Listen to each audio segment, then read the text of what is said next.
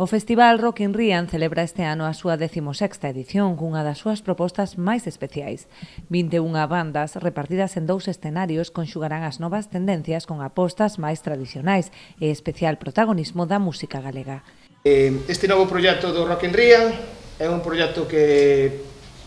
ten máis días, sí, moito máis días, ten 21 bandas.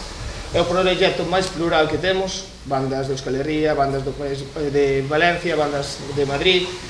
sobre todo o que nos identifica a nós, máis dun 90% apoio á música galega e sobre todo en galego, que é un matiz moi importante que temos nós, vale? Temos unha nova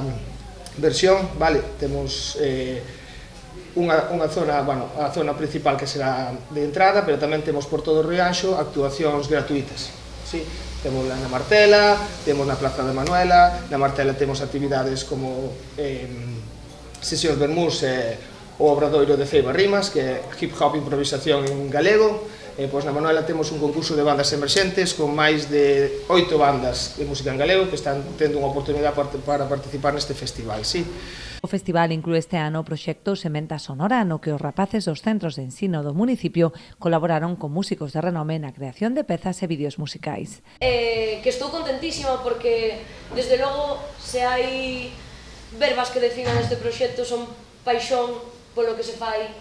e pola lingua. E para min é o máis importante que se teña paixón pola lingua e paixón pola música en galego, que o que dicía el, que a lingua galega é o que leva o capital deste festival, e compartir cartaz con toda esta xente para min é un soño. Pero sen dúbida dos que máis aprendín e das que máis aprendín foron os cativos e as cativas que tiveron o placer de cantar comigo e eu con elas e eles nais e avoas, así que agardo que desfrutedes do vídeo. Pasan cousas extraordinarias, como o ensino que tamén se implica coa música e coa propia actividade municipal. Teño que destacar a Xosé Luís do Pico, a Orxáez, ao director do Instituto, un aplauso para él, por favor.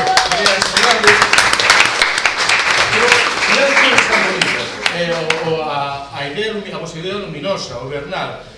Xosé Luís, que como sabedes, é o maior erudito en música galega, o maior sabio, tedelo aquí, sí, é verdade, en todos os aspectos, e que é quen de pôr en valor un poeta, Faustino Rei Romero, que a mellor parte dos rapaces e rapazas non coñecen, en todo caso, un tempo moi distante, convertelo en canción que as rapazas e os rapaces sean protagonistas e que ese sexa un patrimonio do propio festival.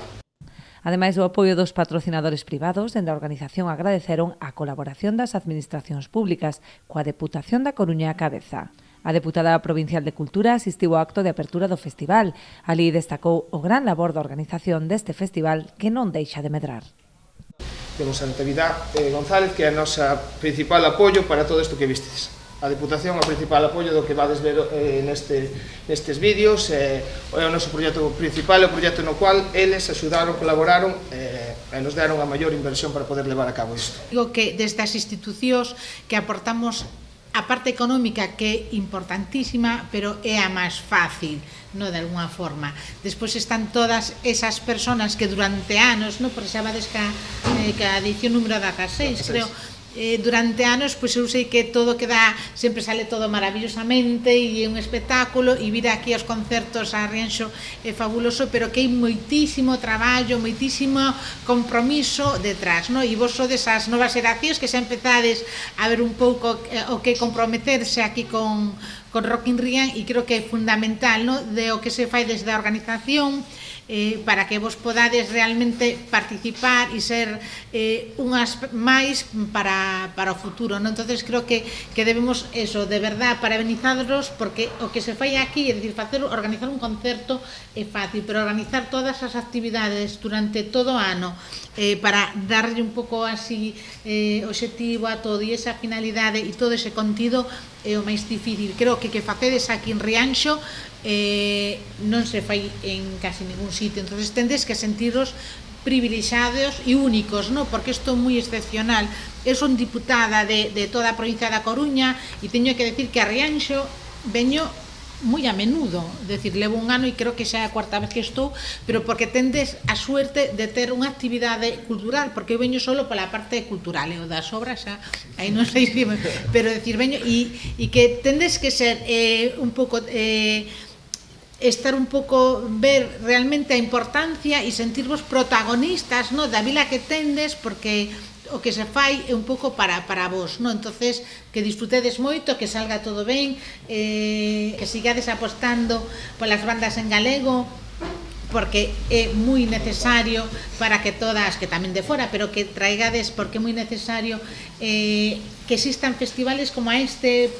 para os grupos, os músicos galegos e galegas, porque, bueno, temos xa para os festivales grandoches tamén xa hai outras expectativas e é importantísimo que vos estedes apostando, así que, sobre todo, de verdad, agradecimento, porque por moita incentivo económico que poñamos desde esa administración, se logo non hai alguén que sexa capaz de materializado como facedes vos, pois